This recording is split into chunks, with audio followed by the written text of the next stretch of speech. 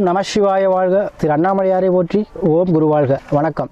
ஆன்மீக அன்பர்கள் அனைவருக்கும் இந்த சிவலியன் சிவகுருஜி சிவராஜனின் அன்பு கலந்த வணக்கங்கள்.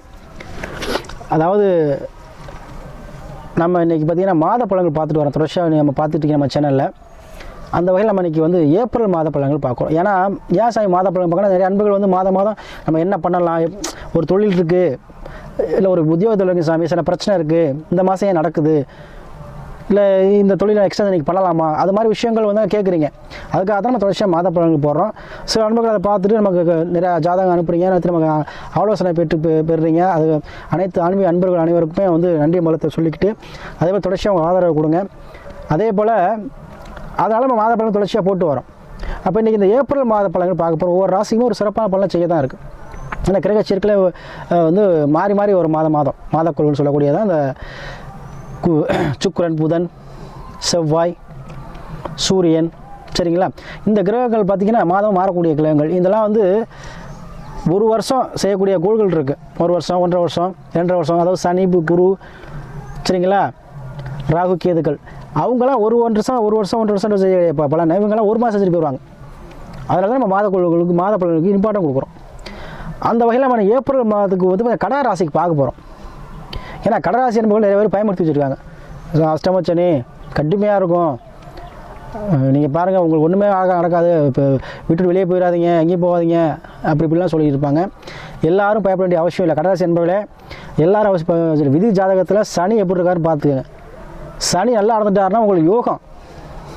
அதுக்கு தான் நான் திரும்ப சொல்கிறேன்.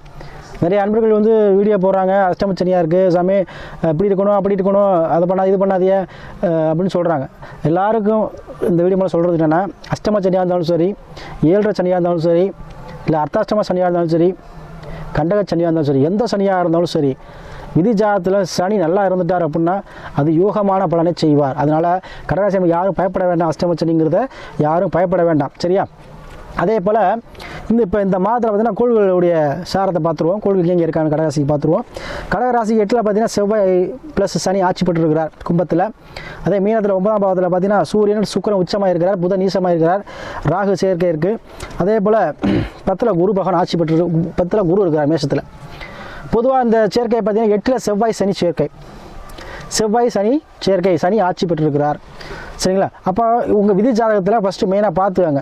கடகராசி யாராலும் சரி, சனி விதிக்கு எங்கே இருக்கார், உபஜய ஸ்தானத்தில் இருக்கிறாரா, திரிகோண ஸ்தானத்தில் இருக்கிறாரா, இல்லை மறைவு ஸ்தானத்தில் இருக்கிறாரா, இல்லை பாவகிரகங்கள் சேர்க்கை பெற்றிருக்கிறாரா, இல்லை லக்னாதிபதி சேர்ந்துருக்காரா, இதை நீங்கள் பார்த்துக்கிட்டீங்கன்னாவே உங்களுக்கு எல்லா பயமும் நீங்கிடும். உபஜய ஸ்தானத்தில் திரிகோண ஸ்தானத்தில் இருந்துட்டாருன்னா கண்டிப்பாக உங்களுக்கு அற்புதமான பலன் செஞ்சுட்டு போயிடுவார். அதாவது அஸ்தமனமோ நீசமோ வக்ரமோ பெற்றுக்கூடாது, சரிங்களா? அதனால் நீ மெயினாக உங்கள் சுய ஜாதகத்தை பார்த்துக்கோங்க. அதே போல் இப்போ நடக்கூடிய அந்த ஏப்ரல் மாதத்தில் பார்த்திங்கன்னா செவ்வாய் சனி 8ல் இருக்கார். கண்டிப்பாக சொத்து பிரச்சனை, யாருக்கெல்லாம் சொத்து பிரச்சனை இருக்கோ கண்டிப்பாக அந்த சொத்து பிரச்சனைகள் தீரக்கூடிய மாதம் அந்த மாதம் இருக்கும். அதுவும் வந்து ஒரு பில்டிங் இடிக்கிறது, ஒரு புதுசாக வீடு கட்டுறது, ஒரு இடம் வாங்குறது. ஏன்னா செவ்வாய் மண்காரன், சரிங்களா? அப்போ சனி ஆட்சி பெற்று 8ஆம் பாவத்தில் இருக்கும்போது கண்டிப்பாக உயிர் சம்மந்தப்பட்ட விஷயங்கள் கண்டிப்பாக உங்களுக்கு வந்து சாதகமாக நடக்குங்க. அதே போல் இடம் சம்மந்தப்பட்ட விஷயங்கள் உங்களுக்கு தேடி வரும். பத்திரப்பதிவு கண்டிப்பாக செய்வீங்க. அதே போல் வெளிநாடு, வெளியூர், வெளிமாநிலம் செல்லக்கூடிய அமைப்பு கண்டிப்பாக உண்டு. அதே போல் தூர கல்வி, நீங்கள் தங்கி படிச்சிங்க அப்படின்னா உங்களுக்கு அரசு சார்ந்த யூனிஃபார்ம் போடக்கூடிய வேலை வாய்ப்பு உங்களை தேடி வருங்க, சரியா? அதே போல் 8ஆம் பாகங்கிறது உங்களுக்கு ஏன்னா உயில் சம்மந்தப்பட்ட விஷயங்கள், உங்களுக்கு கிடைக்க வேண்டிய பங்கு, அங்கமங்காளி பிரச்சனை, ஒரு பூர்வீக சொத்து இருக்குது, தாத்தா பேரில் இருக்குது, அதுக்கு 4 பேர் பங்காளி கூட்டு பிரச்சனை பிரிக்கலாமல் இருக்குது. அதெல்லாம் உங்களுக்கு வந்து சாதகமாகக்கூடிய மாதம் இருக்கும். அதுவும் 9ஆம் பாவத்தில் சுக்கிரன் உச்சம் இருக்கிறார், மகாலட்சுமி யோகம். அதாவது பாக்கியஸ்தானம் சொல்லக்கூடியது 9ஆம் பாவம். அதுக்கு அதிதேவதை பார்த்தீங்கன்னாவே மகாலட்சுமி தான். அங்கேயே சுக்கிர பகவான் இருக்கார், சுக்கிரன் உடைய அதிதேவதி மகாலட்சுமி. அப்போ பாக்கியஸ்தானத்திலே பாக்கியாதிபதி இருக்கிறார். அப்போ கண்டிப்பாக வர வேண்டிய தனவரவு தாராளமாக வரும், சரியா? எந்த விஷயம் நீங்கள் வந்து எது தடையாக இருக்கோ, நமக்கு வர வேண்டியது கிடைக்கலையே, பண காசு விஷயத்தில் தடையாக இருக்கே, நம்ம கேட்ட காசு கிடைக்கல, நமக்கு வர வேண்டிய தனவரவு வரல, உத்தியோகமாக இருந்தாலும் சரி, தொழிலாக இருந்தாலும் சரி, எந்த விஷயத்துலையும் ஒரு முடக்கமாகவே இருக்குது, பண காசு விஷயத்தில் முடக்கமாகவே இருக்குது அப்படின்னு இந்த கடகராசி என்பவர்கள் யாராக இருந்தாலும் சரி, கண்டிப்பாக உங்களுக்கு இந்த மாதம் வர வேண்டிய பாக்கியங்கள் அனைத்தும் வரணும். ஏன்னா 9ஆம் பாவம் நம்ம தேடி வரக்கூடிய பாவம், நம்ம தேடி போக வேண்டிய அவசியம் இல்லை. அப்போ கண்டிப்பாக தேடி வர வேண்டிய பாவம் உங்களுக்கு கண்டிப்பாக தேடி வருங்க.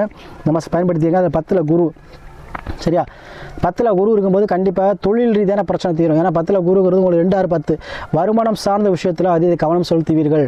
வருமானம் சார்ந்த விஷயத்தில் உங்களுக்கு அக்கறை அதிகமாக வரும். வருமானம் சார்ந்த விஷயத்தில் எப்படி நம்முடைய இம்ப்ரூவ்மெண்ட் ஆகிக்கிறது, எப்படி நம்முடைய லைஃப்பை சேஞ்ச் பண்ணிக்கிறது அப்படிங்கிற விஷயங்கள் உங்களுக்கு தோணும். அதே போல் ஒரு குரு மூலமாக உங்களுக்கு அந்த தொழில் ரீதியான பிரச்சனைகள் தீர வரும். மதிப்புக்கு ஒரு தலைவரோ, ஊரில் மதிப்புக்கு ஒரு பெரியவரோ உங்களுக்கு அனுகிரகம் செய்வார். அதன் மூலம் உங்களுக்கு தொழிலில் வந்து மேன்மை ஏற்படும். சரியா? இதெல்லாம் வந்து நடக்குங்க. அதே போல் திடீர் அதிர்ஷ்டம், திடீர் லாபம் உண்டு. 8ஆம் அவர் திடீர் அதிர்ஷ்டம், திடீர் லாபம் எடுத்துக்கலாம். அப்போ 8ஆவது செவ்வாய் மண்ணு சார்ந்த விஷயத்தில் உங்களுக்கு அதிர்ஷ்டம் வரப்போகுது. மண்ணு சார்ந்த விஷயங்கள் மூலமாக யோகங்கள் கிடைக்க போகுது. சரிங்களா? இதெல்லாமே இந்த மாதம் நடக்கும். அதே போல் யாருக்கெல்லாம் உடல் ரீதியான பிரச்சனை, உடல் ரீதியில் தேவையில்லாத கோளாறுகள் இருக்குன்னு சொல்லுவீங்களோ அவங்களாம் வந்து தீரக்கூடிய மாதமாக இருக்கும். ஏன்னா சனி வந்து என்னது ஆட்சி பெற்றிருக்கிற, கண்டிப்பாக நம்ம ஆயுள் தீர்க்கமாக தான் இருக்கும். ஏன்னா ஆட்சி 8ல் எந்த கிரகம் ஆட்சி பெற்றாலுமே என்ன ஆயுள் வந்து பங்கம் கிடையாது. சரிங்க? அதே போல் விதி ஜாதத்தில் லக்னாதிபதி ப்ளஸ் சனி எப்படி இருக்கான்னு பார்த்துங்க. அதுக்கேற்ற ஒரு முடிவு எடுங்க. அதே போல் நிறையா பேர் இந்த அஷ்டம காலத்தில் நிறையா பேர் வெளிநாடு வெளியூர் செஞ்சுருப்பீங்க. இந்த 2.5 வருஷத்தில் இந்த 100% வெளிநாடு வெளியூர் சென்று பழையக்கூடிய வாய்ப்பை பெற்றுத்தரும். சில பேர் பூர்வீகத்தை விட்டு வெளியே வந்து பழைச்சிருப்பீங்க. அதாவது இப்போ தமிழ்நாட்டினா ஆந்திரா, கேரளா இந்த மாதிரி, இல்லை இப்போ ஒரு டிஸ்ட்ரிக் ஒரு தஞ்சாவூர்னா அப்புறம் திருச்சி, இந்த மாதிரி ஏதோ ஒரு வகையில் பூர்வீகத்தை விட்டு பிழைக்கக்கூடிய அமைப்பினை பெற்றுத்தரும். அது அப்படி போய் நீங்கள் சம்பாரிச்சிங்கன்னா சூப்பராக இருக்குங்க. சரிங்களா? அருமையான ஒரு வாய்ப்பினை பெற்றுத்தரும். சரியா?